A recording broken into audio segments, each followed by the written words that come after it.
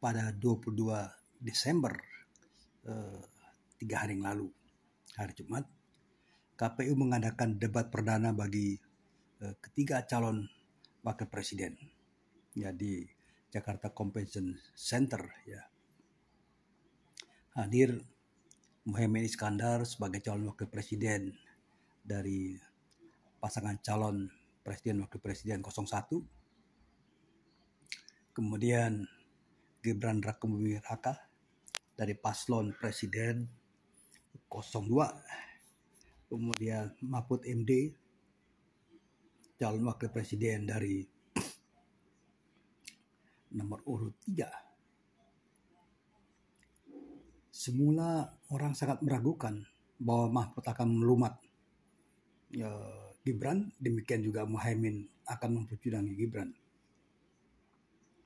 Tapi kenyataan terjadi sebaliknya. Ya. Gibran bisa setelah memaparkan visi misi ketika dia akan jadi wakil presiden nantinya, kemudian mampu mengangkat secara detail, secara konkret gagasan tentang ekonomi kerakyatan, bagaimana dia menghidupkan pasar-pasar tradisional misalnya, dan kemudian ekonomi digital, investasi di bidang startup, ya, lintas negara, keuangan internasional, kemudian investasi dan pajak bisa dijelaskan secara baik ya.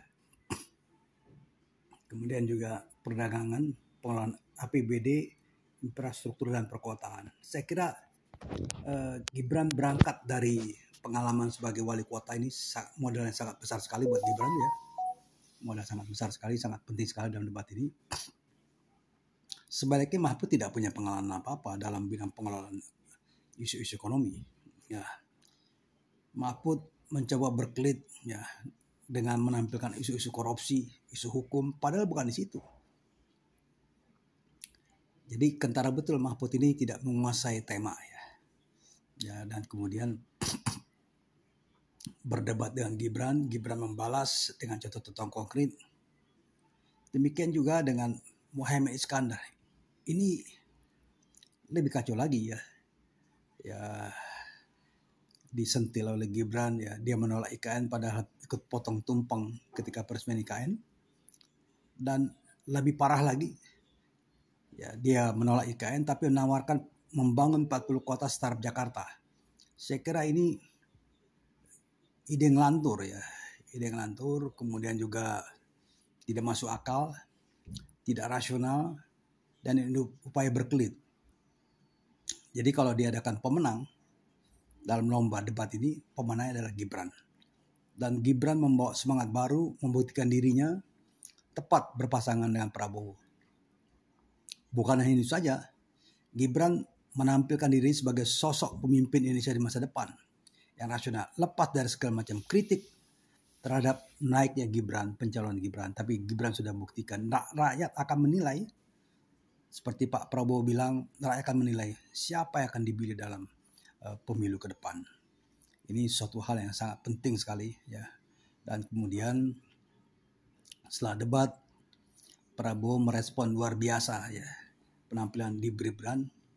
Dia memberikan angka 9 kepada Gibran. Dan kemudian juga saya kira Pak Jokowi ya, Presiden Jokowi yang nonton dari rumah, bisa juga memberikan aplaus ya dukungan pada Gibran. Saya kira menurut saya yang terpenting, mari kita kembalikan tema pemilu ini sebagai tema pemilu damai. Biarkan rakyat menilai. Memang ada masalah ya, naiknya Gibran, kemudian tuduhan curang segala macam, netralitas aparat.